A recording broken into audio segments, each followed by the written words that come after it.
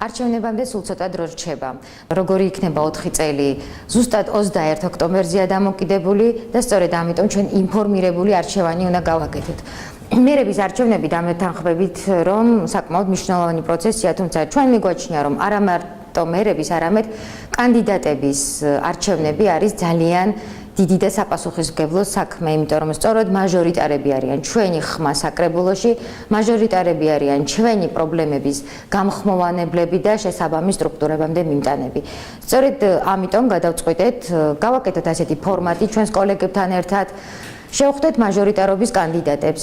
გამომდინარე იქიდან, რომ საზოგადოებამ არ მიწყენთ ალბათ თუ ვიტყვი, რომ კარგად არ იცის ვინ არიან თავიანთი ოლქების მაჟორიტარობის კანდიდატები, ჩვენ დავიწყეთ მე-12 ოლქიდან. დავიწყეთ მე-12 ოლქიდან, იმიტომ რომ ჩვენი გადამღები ჯგუფი იყო ამ უბანში, ჩვენ მოვიარეთ ყველა ქუჩა. და გამოკითხვის შედეგები იყო ასეთი: პირობითად რომ ავიღოთ 10 ამომრჩეველი. 10 ამომრჩევლიდან 6-მა საერთოდ არ იცის, როდის არის ადგილობრივი თვითმმართველობის არჩევნების თარიღი.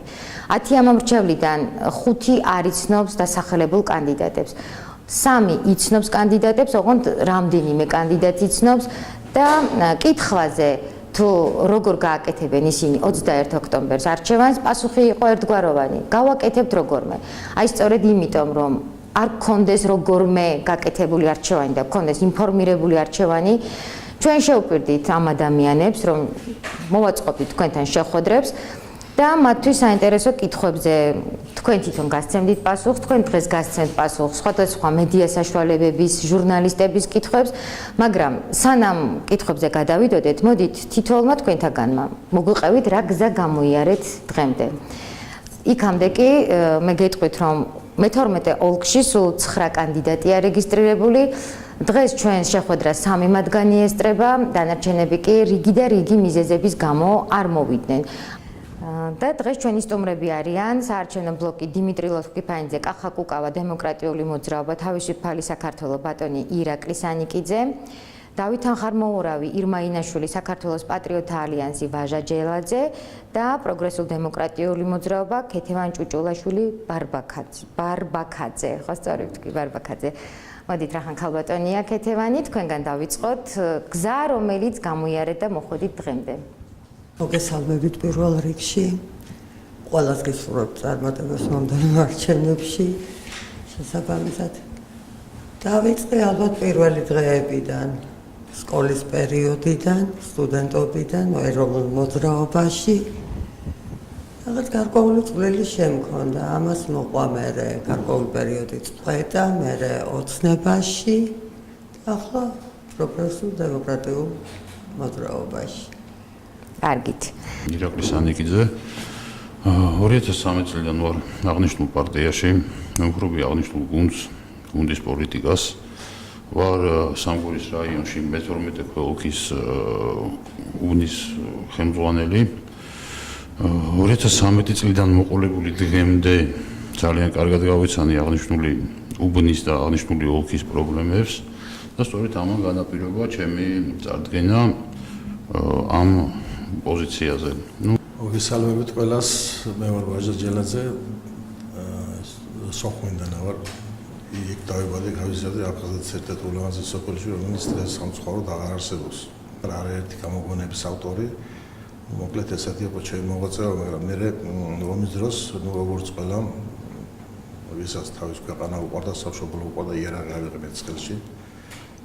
ვარ ომის მონაწილე. დაჯილდოებული ვარ მედლით მხედრული მამაცობისთვის. მე თბილისში ჩამოსვლის შემდეგ მოღვაწეობდი შინაგან საქმეთა სამინისტროში გარკვეული წლები ვარდების რევოლუციამდე. მე ჩავთვალე, რომ ამ კორუფციულ სისტემაში ჩემი ადგილი არ იყო და წავედი სახლში. პატრიოტთა ალიანსის წევრი ვარ 2014 წლიდან და დღეს პარტიამ გადაწყვეტა, რომ წარადგინა ჩემი თავი 12 ოლქის მაჟორიტარ დეპუტატობის კანდიდატად. ბატონო, სანამ ჩემი კოლეგები თქვენ კითხვებს დაგისვამდნენ, მე მაინტერესებს, რატომ სამგორი? რა კავშირი გაქვთ თქვენ ამ ოლქთან? იქ ვცხოვრობ მე ახლოს, ანუ მე ვცხოვრობ აფრიკაში ვცხოვრობ, მაგრამ ის ჩემი მოსაზღვრე რაიონია და იქ ჩემი შვილები ცხოვრობენ ძალიან ბევრი საახლობლო, კარგად ვცნობ რაიონს და იმიტომ ასე გადავწყვეტეთ ჩვენს პარტიასთან ერთად, რომ იქ მიმეღო მონაწილეობა არჩევნებში და კენჭი ვეყარა. ბატონო ირაკლი, რატომ სამგორი? იმიტომ რომ 2009 წლამდე მე ცხოვრობდი მესამე მასივში, ანუ მაგოხში და საკმაოდ კარგად ვიცნობ მაგ რაიონს და ასეთი არჩევანი გავაკეთეთ ჩემს უბანში, საკმაოდ მეორე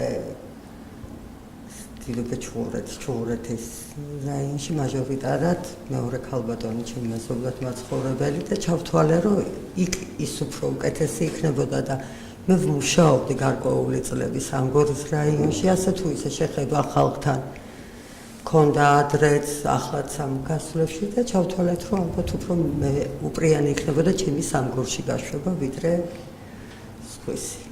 მე ვარ ქეთი სესიაშვილი, ჟურნალისტიკაში ვარ 35 წელია, ძირითადად საგამოძიებო სფეროში ჟურნალისტური გამოძიება, მაგრამ ამ წუთას და დიდი ხანია ტელევიზიაში მაქვს ბედნიერება რომ ვიმუშაო. ასე რომ ჟურნალისტიკა ჩემთვის ძალიან ახლობელია, შვილივით მყავს გამოზრდილი. მე ამ წუთას მაქვს ტელეკომპანია PK-TV, ანუ იგივე პრეს კავკასია TV, ეს არის და აბრევიატურით არის ეს, რომელიც გადის მსხვილ პროვაიდერებზე და ინტერნეტ საშუალებითაც. მე მაქვს ასეთი კითხვა, იქიდან გამომდინარე, რომ ჩვენ სანამ სტუდიაში შემოვიდოდით და სანამ დაიწყებოდა ეთერი, მე საუბრობდი სამგორში არსებულ სიტუაციას, სამგორის რაიონში უფრო სწორედ და კონკრეტულად იმ ადგილზე, სადაც ამ წუთას არის განთავსებული ჩემი ტელევიზია. ეს არის პეპელას უბანი. ის ადგილი, რომელიც სამგორს ეკუთვნის, არის აბსოლუტურად მიტოვებული იყო, თუმცა მე რომ ნახე, მე მგონა კაცშვილი არ ცხოვრობდა იქ, საკმაოდ მჭიდროდ დასახლებული უბანია. ახლა რადგან მოსახლეობა ამ წუთას არ არის აქ და მოსახლეობას სურს თავისი პრობლემების თქმა, მე ვიტყვი არა როგორც მხოლოდ ჟურნალისტი, არამედ როგორც მოსახლეობის სახელით ვიტყვი, იმიტომ რომ ძალიან ბევრი რამ ნახე, თითქმის 1 წელია იქ ვიმყოფები და მინდოდა რომ ჩემი ხმა აუცილებლად მიმეწვდინა კიდე გარდა გზების მშენებლობისა, მიმეწვდინა ხმა შესაბამისი ორგანოებისთვის, რომ იქ გაკეთებული იყოს საბავშვო ბაღი, აუცილებლად ყოფილიყო სკოლა, აუცილებლად ყოფილიყო ელემენტარულად აფთიაქი ერთი მაინც, მე კონკრეტულად საუბარი მაქვს პეპელას უბანზე. ეს არის ადგილი, სადაც არაფერი არ არის. და ეს არის ადგილი, რომელიც რატომღაც არის კუნძულად ქცეული. და ეს არის ადგილი, რომელსაც ალბათ სხვა ადამიანები ყავს დაპატრონებული, ოღონდ არა საქართველოს მოსახლეობა. ეცეთ გარეშე პირები ალბათ. ანუ ძალიან მძიმე სიტუაცია სოციალური კუთხით. ხალხს არაფერი არ აქვს. უწევთ ხალხს ფეხით სიარული, ძალიან შორს რომ მიიყვანონ ბავშვები ელემენტარულად ბაღში, მიიყვანონ სკოლაში, გამოიძახონ ექიმი, წამალი პირველადი დახმარება მიიღონ და ასე შემდეგ. იქ არაფერი არ არის. მე არ ვიცი, ამას ქვია თბილისი, მაგრამ ის აბსოლუტურად არ შეესაბამება, აი თქვათ დღევანდელი 21 საუკუნის სტანდარტებს და ასევე არ არის ავტობუსი. ცოხაია ჟურნალისტი. მე სამგორის რაიონის მესამე მასივის ამომრჩეველი ვარ და პირველი პრობლემა მოგეხსენება წლებია ამაზე საუბრები მიმდინარეობს ხრუშოვის პროექტის ბინების პრობლემებზე, ბევრი ავარიული ბინებია და თქვენი ხედვა მაინტერესებს ამ კუთხით. ყველაზე აქტუალური არის. ძალიან ძნელი. აი ზუსტად ამისთვის არის საჭირო ახალი ძალის მოსვლა სათავეში. ზუსტად ამისთვის, რომ შეცვალოს ის, რაც ვერ გააკეთა ვერც წინამდე, არც ათლანდებმა ხელისუფლებამ. ავარი არის ხალხს ვემსახუროთ და გავაკეთოთ ის პირველადი დახმარება ქვია თუ პრობლემების მოგვარება. ადამიანს უნდა ქონდეს სავანტყოფოდ, სკოლაც, ბაღიც, ქუჩაც, დალაგებული, აწყობილი.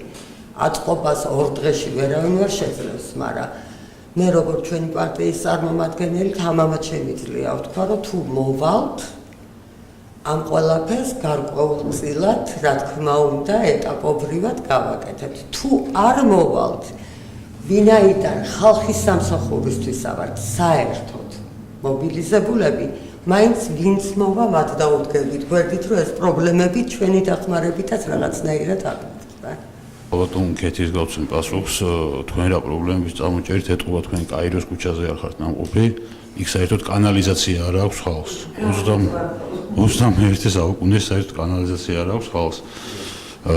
მე მინდა გითხრათ, რომ მიუხედავად იმისა, რომ ეს ტერიტორიები არ შემოდის ჩვენს ხელში, შარშან წინ 2015 წელს ჩვენი ორგანიზაციის მიერ საკრებულოში შევიდა არაერთი განცხადება და მოყვა ამას რეაგირება საბედნიეროდ და ზუსტად აი კაიროს დასახლებაში დაიწყო გზა საერთოდ არ არსებობს როგორც ასეთი, დაიწყო უკვე კანალიზაციის სისტემის გაყვანა და შესაბამისად დაიწყება გზის დაგებასაც. აქედან გამომდინარე, საკმაოდ მძიმე და რთული რაიონი ამაში დაგეთანხმებით, სამგორის რაიონი, ერთ-ერთი რთული რაიონია თბილისში, როგორც პრობლემების მხრივ, ისე სოციალური ფონით.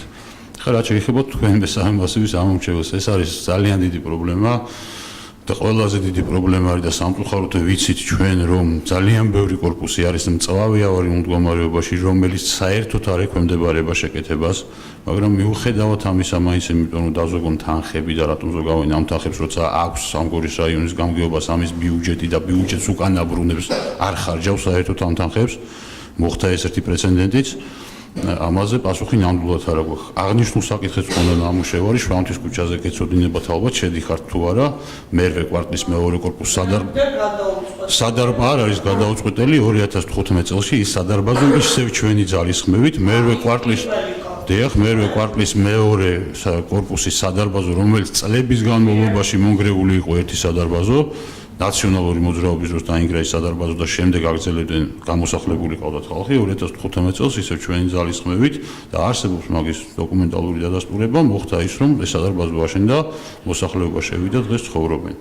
ესეთი არის მე-7 კვარტალში მე-10 კორპუსი და ძალიან ბევრი კორპუსებია.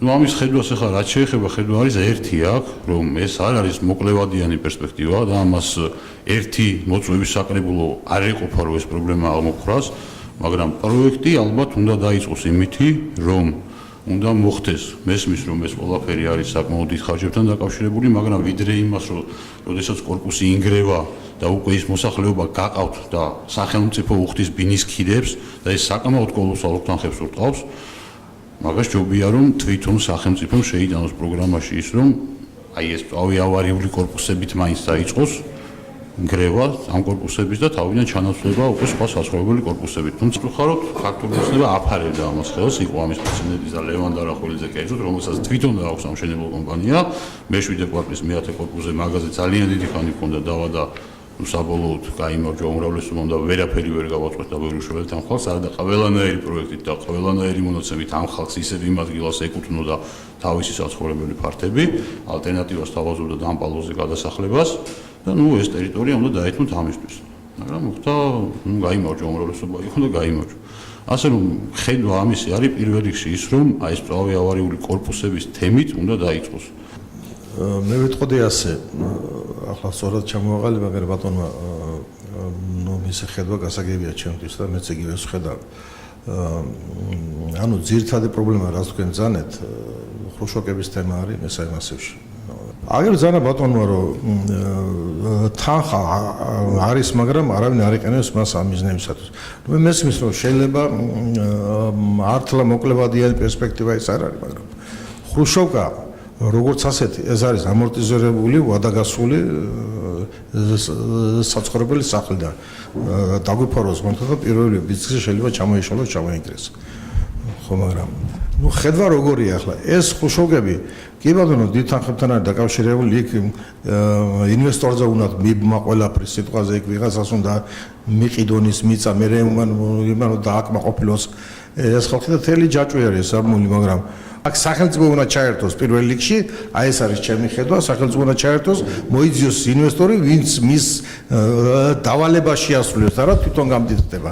აი ესეთ ინვესტორები გვჭირდება ჩვენ. და მე-7 კვარტლის მე-10 კორპუსის მაცხოვრებლებს ინვესტორიც მოძებნილი ყავდათ. ყველაფერზე თითქმის შეთანხმება გაკეთებული იყო და მხოლოდ იმიტომ რომ ერთ-ერთი მაჟორიტარის და კერძოდ ჩვენი ოლქის მაჟორიტარი, ვინც არის ახლა ამ წუთში ჯერ კიდევ მისი ინტერესის გამო არ მოხდა დაკმაყოფილება ამ პროექტის. ინვესტორებს თვითონ პოულობენ ეს ხალხი. კი ვიცი რომ დღემდე მოუგვარებელია მაგ ამბავზე ხარ ვიცი თქვენ გახსოვთ თუ არა უყურებთ თუ არა 2016 წელს საკმაოდ აქტიურად მეც რამოდენიმეჯერ ვიყავი გამოსული საკრებულო სტომაზეც ყავდა ეს ხალხი წაყვანილი ძალიან სერიოზულად მიუდექით ამ პრობლემას და უკვე ინვესტორი რომ მოძებნეს და ყველაფერზე რომ შეთანხმება წავიდა ბოლო მომენტში მერის სამსახურმა თქვა ვარი და როგორ ფიქრობთ აი ქალბატონმა კეთებამ წეხან თქვა რომ ახალი სახეები უნდა შემოვიდნენ და როდესაც უკვე ახალი გუნდი მოვა, ახალი სახე მოვა, ალბათ რაღაც პრობლემა დაიძვრება, ხო? თქვენ ასე ბრძანეთ. აი როგორ უნდა მოხვიდეთ თქვენ ახალი სახეები ხართ? როგორ უნდა მოხვიდეთ? შეიძლება ძალიან კარგი პროგრამა გაქვთ, შეიძლება საქმეც გააკეთოთ, მაგრამ როგორ ფიქრობთ? მოგცემთ თქვენ ამორჩეველი ხმას იმ ფონზე, რა ფონზეც დღეს ვართ. თქვენ ამორჩეველი არ გიცნობთ. როგორ აპირებთ ამ მომრჩევლამდე ძალიან ცოტა დრო არის უკვე არჩევნებამდე დარჩენილი თითოეული თქვენთაგანი როგორ აპირებთ ამ მომრჩევლამდე მისვლას აი ამ მოკლე დროში და თქვენი პიროვნების გაცნობას თქვენი პროგრამის გაცნობას არ ვიცი შეიძლება თქვენ შეხვედრები უკვე დაწყებული გაქვთ მაგრამ ჩვენმა გამოკითხვებმა და გადაღებამ აჩვენა სრულიად საწინააღმდეგო სურათი თქვენ ხალხი არ გიცნობთ აი როგორ აპირებთ და როგორ გესახებათ საერთოდ მარტო თქვენს მაგალითზე არა საერთოდ პოლიტიკაში ახალი სახის შემოსვლა როგორ ფიქრობთ კარგად მუშაობს ოპოზიცია კარგად მუშაობენ ახალი სახეები იმისათვის რომ გზა გაეხსნათ ახალი სახე უკვე იწვევს ინტერესს მეც მე ახალი რო დავო ავარა სიტყვის ავარას გააკეთებს აქ შეპირება არ არის მთავარი აქ მთავარი არის რომ ის რაც გაქვს პროგრამაში თბილისის, თუნდაც სამგორის რაიონის, ზოგადად ქალაქის, აი ესეთი ბინებზე იყო ხუშოვგებზე საუბარი. შეცვლა, ხალხი არ არის აუცილებელი, რომ მარტო ინვესტორი. არა, როგორ აპირებთ, რომ თქვენი ხმა მიაწვნოთ მას და ამორჩევლმა იცოდეს ვინ ხართ. შეხვედრები, დაწყებული გვაქვს შეხვედრები. რატომ ხდება რომ თქვენს გაქვთ დაწყებული ხომ შეხვედრები, მაგრამ სამწუხაროდ არ გიცნობთ ამორჩეველი. ნუ ეხა პრობლემა აქ ერთია, შეიძლება ყველა არ მიცნობს ეს ერთი მე შეხვედრები დაწყებამდე საკმაოდ დიდი ხანია ვცხოვრობ მასივში და ძალიან ბევრი მიცნობს. აქედან გამომდინარე, გარდა მაგისა 2013 წლიდან ამ პარტიულ ორგანიზაციაში ვარ და როგორც პარტიული მუშაკი ისე მაქვს კიდე შეხვედრები მე არ დამიცდი ხა 2013 წლიდან მაქვს მე შეხვედრები. როგორც კანდიდატზე გელაპარაკებით, რომ თქვენ რო გიცნობენ ვიცით. გასაგებია როგორც კანდიდატზე ჩვენი ახლა სამწუხარო რეალობაა ის რომ თუნდაც ელემენტარული კი პირადი შეხვედრები ვერ ვნიშნავს მაგრამ არ აქვს კანდიდატს იმის საშუალება რომ თითოეულ ოჯახში მივიდეს და მართლა ვერ ძალიან დიდი რაიონი და ძალიან დიდი ბევრი ამორჩეველია გადამწყვეტი უბანიც არის ხოლმე და აქედან გამომდინარე ეს არის ზუსტად ქართული პოლიტიკის სიმახინჯე რომ სანაბარი საერთოდ დრო არ აქვს იმ კანდიდატებს და წარმოუდგენელ პარტიებს და მაჟორიტარებს რითაც ხალხი იცნობს სხვადასხვა მედია საშუალებებით გარდა პირადი შეხვედრებისა. ნუ ჩვენ და სამწუხაროდ რეალობა ესეთია, რომ წამყვანი არის სახელმწიფო გუნდი, შემდეგ მოდის ნაციონალური მოძრაობა და ასე შემდეგ საერთო დროებით. ჩვენ ამის უფუნება არ გვაქვს. აი თქვენი საშუალებით ეხლა რაღაც კიდე მოგვეცა. ეს არის ჩემი პირველი ეთერი ასე ვთქვათ. ხალხი უყურებს ტელევიზიას, ტელევიზიიდან იცნობს, მაგრამ რაც შეეხება ხა იმას, რომ ხმის მიწოდებას, ნუ ყოველ შემთხვევაში მე ჩემი ასე ვთქვათ სახელი და ჩემი სხვა კუთხით დახმარება როგორც პოლიტიკური მოღვაწის ამ ეტაპზე მაგ რაიონში ძალიან ბევრი მოიცის აქტიურად არ გავჩერებული ვარ ჩვენ და აქედან გამომდინარე არ ვიცი შანსებს შევხედოთ ყოველ შემთხვევაში საკმაოდ უთანასწორო ბრძოლაში რო გვიწევს თვითონ ჩვენთან გასწვლა მით უმეტეს არასაპარლამენტო თუ პატარა პარტიებს ეს ფაქტია ბატონო ვაჟა თქვენც ფიქრობთ რომ ეს მაინც საეთერო დროზე არის დამოკიდებული იცით რა თქმა უნდა, ნუ გარკვეულწილად ახლა საერთო დრო ყველასთვის ვინც დაუშვა, ვისაც დაუშვა წვდომა უნდა ინფორმაციულად იმ მოსახლეობასაც, რომელსაც უნდა შეხვდეს, რა თქმა უნდა, უფრო კომფორტულია, იმიტომ რომ მოსახლეობა დღეს გარეთ არ გამოდის. აი დამერწმუნეთ, მართლა უნდა გარეთ გამოსვლა. ნუ რა დავარქვა ამას არ ვიცი, მაგრამ აქტიობა არის ძალიან დაიღალა ხალხი ჯერდი აი მოსვენაც არ უნდა რა საკლებში მართლა ვერული ჩვენ ძალიან ცოტა დრო არის იმისთვის რომ ხალხს თავი გააცნო როგორც კანდიდატი თუ არა ისე შეიძლება იქ მე ნახევარ მასივს ვიცნობ და კარგად მიცნობენ სიტუაციაზე აი როგორც კანდიდატი როგორც ასეთი და ის შენი პროგრამით შენი ხედვებით ყველაფრით ნუ რა ვიცი პატარა დროა მაგრამ მაინც ხომ არ გონიათ რომ ოპოზიცია იგვიანებს ხოლმე რატომ ელოდებით ყოველთვის არჩევნებს მე გეტყვით რატო იგვიანებს იმიტომ რომ ეს ყველაფერი ფინანსურ რესურსთან არის დაკავშირებული და ეს მცირე ბიუჯეტიანი პარტიები უფრო ცდილობს რომ რაღაც ეკონომიურად თავის პლაკატით ყველაფრით საგიტაციო მასალით სულ ყველაფრით მიდი მოდით საწყობით ყველაფერი დღეს დათვლადიაო და აგერ ბატონო დღეს რო არ გვიკადრეს და დიდ რესურსიანი პარტიები არ მოვიდნენ აქ ავტობუსის გაჩერება აი გეკითხებით მეთქე ვის ეკუთვნის ავტობუსის გაჩერება რო არის შემოფარგლული თავის შიგნი რო ჩამზარა დიდი ამით მთლიან ბანერზე შუშებში შეიძლება ჩვენც გვინდოდა შიგნი ჩამზარება ჩვენ ვინ შევეკითხა საერთოდ ეს ვისი საკუთრება არის ეს საერთოდ სახელმწიფო საკუთრება არის და შიგნის ის 51-ის კანდიდატი მშვენივრად თბილად არც არც დღეს ჩაუტრევიან რაღაც ნახევარ იმიტომ რომ ის შუშას ჩაუტრევიან მაგაში არის საქმე იმიტომ რესურს ფულად რესურსი აქვს საუბარი და ჩვენ ახლა მცირე ბიუჯეტიან პარტიებს ამის საშუალება არ აქვს და ისე შემოვიფარგლებით იმითი რაც გვაქვს და იმ ერთვეში უნდა ჩავეტიოთ ყველაფერი ზეგი თქვენ ფიქრობთ რომ არჩევნებს იგებს მაინც ფული ფული არის მე ვთქვი ძირითადი რაც მე ასე ვთვლი ყოველ შემთხვევაში თქვენ როგორ მიგაჩნიათ ბატონო ერაკლი არჩევნებს ფული იგებს ცნობადობა თუ რაიმე კიდე სხვა კრიტერიუმი გაქვთ მე ეს გეტყვით ძალიან თქვით რომ მარტო საარჩევნოდ რატო აქტიურდებით რომ მე პირადად ჩემ ორგანიზაციაზე ჩვენზე ვლაპარაკობ 2014 წლის მერე ჩვენი ოფისი არ დახურულა თვითმმართველობის არჩევნების მერე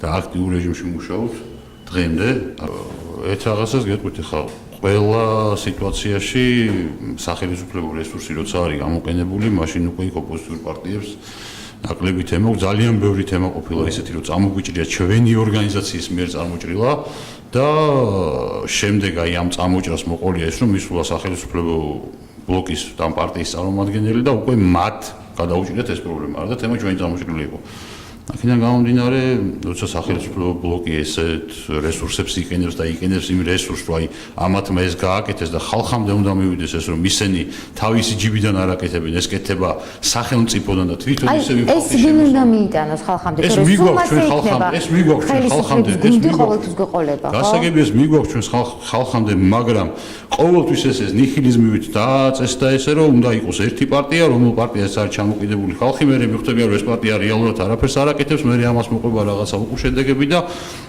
აი როგორ თქვა საქართველოში არჩევნები ერთადერთხელ იყო რომ მშვიდობიანი გზით ჩატარა და შეიცვალა მთავრობა, დანარჩენი ყოველთვის იცვლება ხელისუფლება რევოლუციით. ჩვენ გამოვიყვანეთ ეს მასა რომელიც დღეს სახში ზის, ის პოტენციურად ყველა ჩვენი ამორჩეულია. იმიტომ რომ არავის ვისაც არ უნდა კითხო, არავის არ მოწონს ეს რა თქვა ხელისუფლება რო თქვა, მაგრამ იქაც არ უნდა არჩევნებზე არ უნდა მისვლა. და თავის პოზიციის დაფიქსირება. სახელმწიფო რესურს, რომელიც დღეს მობილიზებული ყავს თავის საჯარო სამსახურებით და უშუალოდ სკოლებით, ბაღებით, ბაღის აღზრდელებიც კი რო ჩართული არიან. გააკეთა ხელისუფლებამ განცხადება, რომ ეს დეზინფორმაცია და არ ყავს ჩართული. არ იყენებს რესურსს. როგორ არ იყენებს? იყენებს.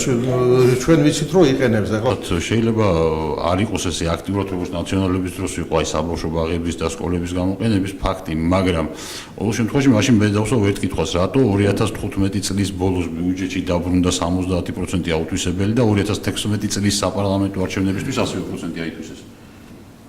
რატო მოხდა ესეთი რაღაც? რატო ხდება იგივე წელს ათვისებულია უკვე თითქოს მთელი ბიუჯეტი, კეთდება სადარბაზოები, კეთდება გადახურვები, მაშინ როცა არის გლობალური პრობლემა, რაც ხალბატონმა წამოჭრა აგერ, კორპუსები ენგრევა ხალხს თავზე. რატო კეთდება? არჩევნებს უკავშირებთ რა თქმა უნდა. არჩევნებს უკავშირებთ, მე არა, აკომ არჩევნებს უკავშირდება და ეხლა მეტი გამოყენება რესურსი აღარ არსებობს. თქვენც ასე მიგაჩნიათ, რომ მხოლოდ ცნობადობა და ფული იგებს არჩევნებს? ვეთანხმები იმაში, რომ ნამდვილად მმართველი პარტიას მეტი სახსრები აქვს და უფრო მეტად შეუძლია. ჩვენ მაგალითად ჩვენი პარტია ახალია. გავდიოდით, ვესაუბრებოდით ხალხს. რომელი ხარ, რომელი პარტია ხარ, რა ნომერი ხარ? ამ დროს მე მგონი ყველასთვის ცნობილია ჩვენ პარტიის ნომერს, რაც დაემართა. აქამდე ვყვიროდით 2 ნომერი და აღმოჩნდა რომ თურმე 2 ნომერი ჩვენი არ არის. გადი ამორჩეველთან ესაუბრე და ვინ ხარ გეუბნება და ჩერდები, ერევნები. ეს ერთი, მეორე რაც შეეხება მედიას. ძალიან ბევრი რამ შეუძლია. არ გულისხმობ თქვენ ტელევიზიას. დანარჩენი აბსოლუტური იგნორი ქონდა. აბსოლუტური. ვერ დაგეთანხმებით მაგაში ძალიან ბევრმა სააგენტომ შესთავაზა ყველა პოლიტიკურ სუბიექტს მათთან გამოექვეყნებინა მასალები, მაგრამ გამოკითხვებშიც კი ჩამონათვალში მერობის კანდიდატების არც ერთხელ ლაშას ტურუა არ უხსენებიათ. მხოლოდ მედიას ნუ დაადანაშაულეთ, მე ნამდვილად ვიცი, თუნდაც ქალბატონ ქეთისთან რომ ისულიყავით, თქვენ ვარს არ გეტყოდნენ. პრიორიტეტი მაინტერესებს თქვენი პროგრამიდან, საიდან იწყებთ საქმის კეთებას, აი რომელი არის მთავარი თქვენთვის რა პრობლემას ხედავთ მთავარ, საიდანაც უნდა დაიწყოს ქვეყნის და იმ რაიონის მშენებლობა, რომელიც თქვენ უნდა ჩაიბაროთ. მე მექნება თუ არა როგორც ჟურნალისტ, თქვენ რო ხელისუფლებაში მოხვავთ. მექნება თუ არა როგორც ჟურნალისტ, ანუ ჩემში მოვიაზრებ ყველა ჟურნალისტ. თქვენთან დაბრკოლებების გარეშე ურთიერთობის უფლება. პრიორიტეტი, საიდან დაიწყებთ ხალხის მშენებლობას, კონკრეტულ შემთხვევაში სამგორის რაიონის და მეორეც ჟურნალისტებთან როგორ ურთიერთობას აპირებთ და ხო, კიდევ მესამე აი თქვენ რომ მოხალთ ხელისუფლებაში ბიუჯეტ თანხას როგორ მოიზიდავთ? აი თანხას, რომელიც აუცილებელი არის ხალხის განვითარებისათვის და კონკრეტულ შემთხვევაში უმძიმესი რაიონის, რომელსაც სამგორის რაიონი ქვია. რაც შეეხება ჟურნალისტებთან ურთიერთობას, ჩემი აზრით და მე დარწმუნებული ვარ, რომ ეს ყველა ჩემი თანაგუნდელის აზრით არის, ეს აუცილებლობა არის. პრიორიტეტს რაც შეეხება პროგრამაში ძალიან ბევრი პუნქტებია, მაგრამ ძირითადი ყურადღება მაინც ინფრასტრუქტურასაა დათმობილი ჩვენთან. დავიწყებ პრიორიტეტით, მე პირადად ვარ შეპირებული და შევპირდი იმ ხალხს, ვისთან ერთად ვიბრძოდი ამ შოკების თემაზე, ეგრეთ წოდებული შოკების თემაზე და პირველი დავიწყებთ მაგით. რაც შეეხება კითხვას ტელევიზიებზე და თქვენ შეკითხვას ჟურნალისტებთან, იგივე სიტყვი რაც წერამთქვი პარტიებზე ხალხში მუსილებს აზრი რომ არის 2-3 პარტია და იმის იქით არავინ არაფრის გამკეთებელი არ არის, იგივე არის ტელევიზიებზეც მუსილებს აზრი რომ არის 2-3 ტელევიზია და შემომორჩა იმის იქით აღარ უყურებენ აღარაფერს და აღარ ხედავენ. რა თქმა უნდა იყოს ჟურნალისტებთან კოორდინირებული თანამშრომლობა, ეს არ მარტო ჟურნალისტებთან, რა ყველა სფეროსთან უნდა იყოს კოორდინირებული თანამშრომლობა, მხოლოდ ესე მოხდება რიგი საკითხების გადაწყვეტა და პრობლემების აღმოფხვრა. თანხების მოძიებას რაც შეეხება ეს უკვე საერთო პროგრამის გეგმაა, ამაზე ბატონ კახოს ქონდა პრეზენტაცია, არის ძალიან ბევრი თანხები, რომელიც დაზოგვა შეიძლება და პრიორიტეტულად გადანაწილდება სხვადასხვა რაიონებზე. ხამას მაჟორიტარი თვითონ ვერ მოიძებს, ეს უკვე ხდება მერიიდან და ასე შემდეგ. ამაზე კონკრეტულად ძალიან დიდი პროგრამაა და ამიტომ ვერ გაგცემთ კონკრეტულ პასუხებს. რაც შეეხება პრიორიტეტებს, ნუ რა თქმა უნდა ეს ქალაქია, ქალაქის ტიპის დასახლება და ქალაქის ტიპის დასახლებაში ნუ ზოგადად პრიორიტეტია ეს საცხოვრებელი პარტიები და ინფრასტრუქტურა და იქ რაც მოსდევს მას კომუნიკაცია. ხო და ნუ რა თქმა უნდა როგორც ბატონო გზანაგერ ხრუშოკებია პირველი პრობლემა იმ მესამე მასივის ნუ წაგანას თქვით და ის ავარიული სახლები. ვფიქრობ აი და სხვა გვაქვს ჩვენ რაღაც ოფის ხალხს ხვდებით რაღაც. ის ოფისი უნდა გადაიქცეს იმ სერვის ცენტრად, რომელიც მიიღებს ყველა იმ მოქალაქეს თავის პრობლემით და რაზეა საუბარი პირველ რიგში მედიასთან ურთიერთობა და ეს არ უნდა იყოს შევედი საკრებულოში და ჩავკეტე კარგი არავისთან ურთიერთობა რა. მედია მე ახლა ის დაწინაურებული ტელევიზიები არა მაქვს ხედულობაში. მედია არის, ყველა არის მედია და ყველას უნდა ყურადღებით მოეყროთ და ყველას უნდა მოусმინოთ, მით უმეტეს ზოგი უფრო ყურებადია მე მგონი, ვიდრე ეს რა რუსთავი ორ და კიდე არ ვთქვი სხვებს. თქვენ ახლა თქვით რომ მედია საშუალებებით არ გაქვთ თქვენი სათქმელის საზოგადოებასთან მიტანის საშუალება, ხო? დღეს 21 საუკუნეში, როცა თბილისის მერობის კანდიდატებიც კი ლაივებს წერენ Facebook-ზე. მე სამწუხაროდ ვერ ვნახე თქვენი პირადი, როგორც კანდიდატების Facebook გვერდები, შეიძლება მე ვერ ვნახე უბრალოდ და ბოდიშს გიხდით, მაგრამ არ არსებობს, ხო? არ გაქვთ გაკეთებული. გამომდინარე აქედან მე როგორც თქვენს ამომრჩეველს ვჩება აზრი, რომ თქვენ თვითონაც პასიურობთ და არა მხოლოდ მედია საშუალებები, ან თუნდაც სხვა პარტიები გბლოკავენ. აი თქვენ პირადად ერთმანეთს დღეს შეხვდით, მე ვნახე, რომ თქვენ არ იცნობდით ერთმანეთს. რატომ არ დაინტერესებული ხართ ვინ არის თქვენი კანდიდატი ან მის პროგრამას თუ იცნობთ და დამარცხების შემთხვევაში დატოვებთ პოლიტიკას, წახვალთ თუ იმ თქვენს კარგ წინადადებებს, რომლებიც გააქვთ და თქვენ ფიქრობთ, რომ ეს ძალიან კარგია და წაადგება იმ რაიონს, რომელ რაიონში თქვენ ახლა კანდიდატები ხართ, გამარჯვებულ კანდიდატს წარუდგენთ და მასთან ერთად ითანამშრომლებთ. ნუ დატოვებით ალბათ არ დატოვებ, იმიტომ რომ მე რახან მოვედი პოლიტიკაში, ჩავთვალე რომ მე ამისათვის უკვე მზადა ვარ. მე არა ვარ ახლა დღეს 25-26 წლის ბიჭი 58 წლისა და თელ ჩემი ცხოვრება რაც მიშრომია, მიღვაწია და რა გამოცდილება შემიძლია, მე ვთვლი რომ ის უნდა მოვაყურო ჩემ ხალხს და ჩემ ქვეყანას. ამიტომ ნუ დამარცხების შემთხვევაში მიულოცავ გამარჯვებულ კანდიდატს და ყოველთვის გვერდით დავუდგები მას. ნუ დამარცხების შემთხვევაში ნამდვილად არ ვაპირებ დატოვებას ამ სფეროსაც. წევანას თქვი უკვე მე-4 წელი ამ სფეროში ვარ და ტრიბუნის გარეშე ვიბრძვი, ასევე გავაგზავნებ ბრძოლას. ნუ რა თქმა უნდა, თუ გაიმარჯვებს ღირსეული კანდიდატი და ყველა იმ პრიორიტეტს, რაც პრიორიტეტული საკითხია, მიხედავს და დავინახავთ, რომ რეალურად ხდება ამ პრობლემის ამოხრა, რა თქმა უნდა, დავუდგებით გვერდით. თუ არა და მაშინ გავაგზავნებ სხვა ინსტანციებს. აი 22 ოქტომბერს თქვენ თავს რას ეტყვით? დააკელით რამე თქვენს აქტიურობას? შეიძლება დავაკელო. ალბათ ბატონები დამეთანხმებიან სახელი და გვარით შეიძლება ყველა კანდიდატი ვიცოდეთ, მაგრამ ვიზუალურად, ფიზიკურად ესეთი შეხება პროგრამას თუ იცნობთ თქვენი კონკურენტების? ყველას ნამდვილად არა. კარგი, ძას აპირებთ 23 ოქტომბერს. პარტიას ნამდვილად არ ვტოვებ, იმიტომ რომ მე ვარ იმ პარტიაში ხალხის გვერდით, რომლებისაც მჯერა და ვიცი, რომ თუ მოვალთ, სასიკეთოს გავაკეთებთ.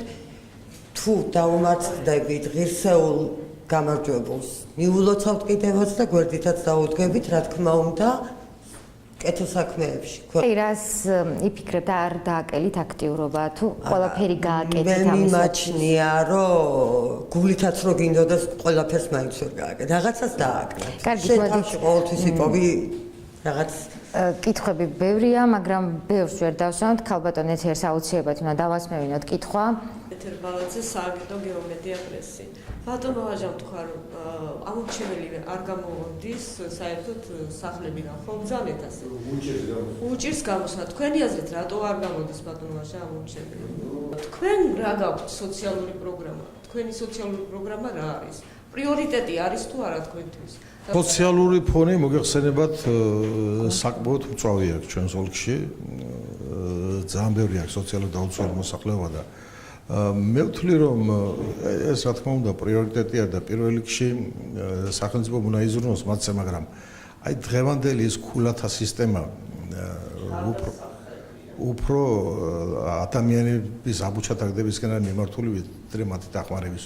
როცა უნდა მოუხსნიან, როცა უნდა მოუმატებენ ქათამა ბოდიში და კვერცხირო დადოს იმას ქულებს უკლებენ თუ პირადად თქვენ რას გააკეთებთ ბატონო ვაჟა თქვენს? მე გავაკეთებდი მაგალითად იმას რომ ამ სისტემას გადავხედავდი და უფრო ანუ ქულათა სისტემის დარიცხვის სისტემას შევცვლით, იმიტომ რომ მისი მომატების და მოკლების შემთხვევაში ადამიანი უცბად არ აღმოჩნდეს ზღვარს მიიღმა და ის თანხა, რომელსაც მას სახელმწიფო აძლევს საფრთხის ქვეშ არ დარჩეს, იმიტომ რომ ზოგს ეს გადარჩენის საშუალებაა მისი ფიზიკურად. კარგით, ერთი კითხვაც და ფინალისკენ უნდა წავიდეთ. სამგორის რაიონში, ისევე როგორც მთელ თბილისში, არის ძალიან მოდური ახალი მშენებლობები და უამრავი სახლი შენდება. სახლი, რომელიც რადგანაც სოციალურად დაუცველებს თუ უსახლკაროებს თუ ასე შემდეგ, არავის არ ერგება ხოლმე. აი ეს პრობლემა, ამ პრობლემის მოგვარებას თუ დაიწყებთ იმ ეთესი არის მსგავსი დასახლება და მე ვიცი რამოდენიმე ოჯახი არის შესახლებული იქ, რომელსაც ცალკე კიდევ საცხოვრებელი სახლი გააჩნია საკუთარი. აი ზუსტად მაგ პრობლემის თემა იყო ეს სოციალური ფონზე დასწრებულან ქალბატონმა შეკითხვა და ზუსტად ეგ თემა არის, რომ უნდა გადაიხედოს ეს ყველაფერი, უნდა მოხდეს ხელახალი გადახედვა ამ ყველაფრის, იმიტომ რომ არიან მართლა სოციალურად დაუცველები, როგორც თქვენ მზადეთ, ნაგავსარყელზე ცხოვრობენ, ესეთი ხალხი და მართლა რომ არაფერი არ გააჩნია და არიან ხალხი, რომელსაც გააჩნიათ ყველაფერი და პლიუს ამისა კიდევ იგებენ სოციალური დახმარება თუ სოციალური ბინებით არიან დაკმაყოფილებულები და ასე შემდეგ. აქედან გამომდინარე, აი პირველი პრიორიტეტული თემა რაც იქნება კიდევ ჩვენი გარდა მაგისა სოციალურ ფონდს გულისხმობ, იქნება მაგის გადახედვა და იქნება პენსიების გადახედვა აუცილებლად, იმიტომ რომ პენსია უნდა ეძლეოდეს პენსიონერის დამსახურების მიხედვით. შეეხება პენსიებს იმას კი არ უნდა შეუმცირდეს, არამედ იმას დაარჩეს, რაც არის ხო და მოუმატოთ იმას, ვისაც მართლა დამსახურების მიხედვით ეკუთვნის. იმიტომ რომ ეს რატომღაც ეს სისტემა ეხლა პენსიების მომატება მაჟორიტარების პრიორიტეტში არ შედის და მოდით კონკრეტული პასუხები გავცეთ. აი ეს უამრავი ადამიანი, რომელიც სოციალურად დაუცველია დღეს და მართლა ნაგავ საყრელებზე ცხოვრობს, თვითონ ალბათ მუნიციპალური შენობები უნდა ააშენდეს, თვითონ იმან ქალაქმა უნდა ააშენოს, ან ის ინვესტორიად, ვინც არის მშენებელი, იქ შესაბამისად დაიტვირთოს იმ ვალდებულებით, რომ გამოყოს რაღაც პარტები. ჩართულობა საჭირო ქალაქის მერიის და საკრებულოსი, რა თქმა უნდა. ჩვენ გვაქვს პროგრამაში გათვალისწინებული სოციალურად დაუცველების საკითხი, ძირითადად აი მართლა ვინც ქუჩაში არის დარჩენილი, ბავშვები, რომლებიც ქუჩაში არიან დარჩენილები, მათთვის საცხოვრებელი ფართის აშენება, გამოყოფა, მოძებნა, სადაც იმ მინიმუმით მაინც იქნებიან დაკავებული, რაც საარსებოდ საჭირო იქნება. კარგით, ქალბატონო ქეთევან, მოდი თქვენგან დავიწყოთ. სულ ერთი წუთი გაქვთ იმისთვის, რომ მიმართოთ თქვენს ამომრჩეველს. რატომ უნდა მოვიდეთ ჩვენ 21-ში საარჩევნოებთან და რატომ უნდა შემოვხაზოთ ნომერი 39? ალბათ იმიტომ, რომ ახლები ვართ. ალბათ იმიტომ, რომ ზურგს უკან არ გვაქვს არანაირი ხარვეზი. ალბათ იმიტომ, რომ არასდროს არავისთვის არაფერი დაგვიშავები, არაფერი არ შეგვშლია. ახალი ძალა, მე პირობას ვიძლები ჩემი სახელითაც და ჩემი გუნდის სახელითაც, ჩვენი გუნდის სახელითაც, რომ არც ერთი ჩვენთაგანი მოსვლის შემთხვევაში, არც ერთ კაპიკს, არც ერთ ჯიბისკენ არ წაიღებს და მოახმარს თითოეულ ამომრჩეველს. ვაპირებთ ასევე დარბაზის შექმნას, სადაც ჩვენ გუნდის წევრი კი არ იქნება და პარტიის წევრი. იქნება ჩვეულებრივი მოქალაქე, რომელიც აი მის კორპუსში რა ხდება მოვიტანს ჩვენამდე. თუ ყველა სათითაოდ ვერ მოახერხებს მოსვლას და რა ვიცი, იმედი მაქვს, რომ რაღაც დადებით ჩვენს პროგრამაში, ჩვენს სიტყვებში დაინახავენ და კარგით, მადლობა. თქვენს ერთი წუთი გაქვთ იმისთვის, რომ გითხრათ, რატომ უნდა მოვიდეთ ჩვენ და რატომ უნდა შემოვხაზოთ ნომერი 3. ბატონო, მივესალმებით ჩვენს ამომრჩეველს, რატომ უნდა შემოვხაზოთ ნომერი 3 და იმიტომ რომ დაიწყოს რეალური ცვლილებები ჯერ თბილისიდან და შემდეგ უკვე მთელს ქვეყანაში. ეს ერთი, მეორე ჩვენ ვართ ის გუნდი, რომელიც საკმაოდ დიდ ბრძოლაშია გამოუწმედილი და საკმაოდ რთული პერიოდები გვაქვს გავლილი. ვიცით ჩვენ თვითონ აი რის ფასად რა იქნება. აქედან გამომდინარე, დღევანდელი ჩვენი შემადგენლობა საკმაოდ კვალიფიციური კადრებით არის დაკომპლექტებული და აქედან გამომდინარე ჩვენ კიდევ ერთხელ ვპირდებით ჩვენს ამომრჩეველს, რომ როგორც აქამდე ვიბრძოდით ეს წლები მათთან ერთად ტრიბუნის გარედან, ისევე გავაგზავნებთ ბრძოლას მათთან და ისევე ხელმისაწვდომები ვიქნებით მათთვის, როგორც ვართ დღემდე. ამიტომ ჩვენს ამომრჩეველს მიმართავ, რომ სამი ბიულეტენში შემოვხაზოს ნომერი 3.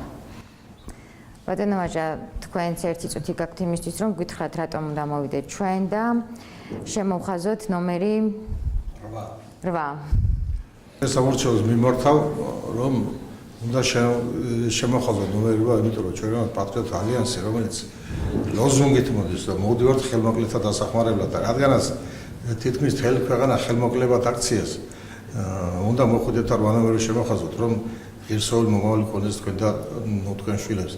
და არა იმათ დღეს ბილბორდებზე რომ გამოჭიმულან და კარგით, მოდით სხვაზე არ გადავიდეთ, გავიგეთ უკვე რატომ უნდა შემოვხაზოთ ნომერი 8. ჩვენი ფორმატი ითვალისწინებს აუცილებლად უნდა კიდევ შემოვხაზოთ, რომ დამამთავრებინეთ, უნდა შემოვხაზოთ, რომ ჩვენ ქართულად ველაპარაკებით ჩვენს მოსახლეობას, ველაპარაკებით მათ ტრადიციებზე, მათ მიწაზე, რომელიც არ უნდა გაიყიდოს უცხოელებს და ყველა იმ საკითხი, რაც სტკივა საქართველოს მოქალაქეს, მისი მამაპაპის ძვლების აქ არის აფული და ასე რომ ჩვენ თქვენს გვერდით თავად და ჩვენერად აზროვნებთ მობრძანეთ და შემოვხაზოთ 8 ნომერი. კარგით, ჩვენი ფორმატი ითვალისწინებს იმას, რომ თქვენ ერთმანეთს კითხვები დაუსვათ. თუ გაქვთ კანდიდატებს ერთმანეთთან კითხვები, ესეც ძალიან მოკლე დროში უნდა მოვასწროთ. გაქვთ ერთმანეთთან რაიმე კითხვები? მაშინ მე მაქვს ბოლო კითხვა, მე ვიცი რომ კიდე არის კითხვები ჟურნალისტებთან, თქვენ თქვით რომ დადიხართ მოსახლეობაში, თქვენ თქვით ბატონო ვაჟე რომ ხალხი არ გამოდის, მაგრამ მე ვიცი მესამე მასივის ერთი დიდი პრობლემა, აი იმ პრობლემაზე რომ გაგემახვილებინათ ყურადღება, ყველა გამოვიდოდა თქვენთან შესახვედრად და გეტყოდნენ რომ იქ უკვე წლები ამშენებარე ეკლესია არის სამხედროების დასახლების წინ, მე-10 კვარტალში. და მე დიდ ბუდიში მოვიქთით აი მაგ ეკლესიის თაობაზე შეგიძლიათ გადახედოთ პირადად ჩემი სახელით არის საკრებულოში შესული წერილი რომ გადმოეცა საპატრიარქოს ეგ მიწა, უпростоად საკრებულოს გადაეცა ეგ მიწა საპატრიარქოსთვის და შემდეგ მოვთარიყოთ ეკლესიის აშენება, რაზედაც სამწუხაროდ მივიღეთ უარი. ასე რომ ვიცით ეგ პრობლემა, უბრალოდ არ წამოვჭერი ეგ საკითხი, მე ახლა ყოველ შემთხვევაში შეგიძლიათ გადავწყვეტ 2015 სხვა ინფორმაცია მაქვს ბატონო ირაკლი და მოდით წელს არის შესული ჩემი სახელით და საკრებულოში. შემდეგ ამ თემაზე ვისაუბროთ, იმიტომ რომ აბსოლუტურად სხვა ინფორმაცია მაქვს და აბსოლუტურად სხვა დოკუმენტები ვნახე გადაღების პერიოდში. მადლობა რომ მოგძანდით. ჩვენი ფორმატი რომ თქვენ ამომრჩევლისთვის თქვენი სათქმელი გეთქვა და ამომრჩევლს გაეგრძნოთ, ვინ იყავით თქვენ შედგა, მიუხედავად იმისა, რომ 9 კანდიდატიდან მხოლოდ 3 მობრძანდით, ძალიან დიდი იმედი მაქვს, რომ შემდეგ შეხვედრაზე არ დაინიშნება რაიმე თემატური შეხვედრები, ზუსტად ჩაწერის დროს არ გახდება ვიღაც ავად, კიდევ ვიღაც არ მოახდენს კლასიფიკაციას, რომ თუ არ მოდის მმართველი პარტია, არ მოვა თვითონაც. მედია ფორმატი შედგა, წარმატებას გისურვებთ.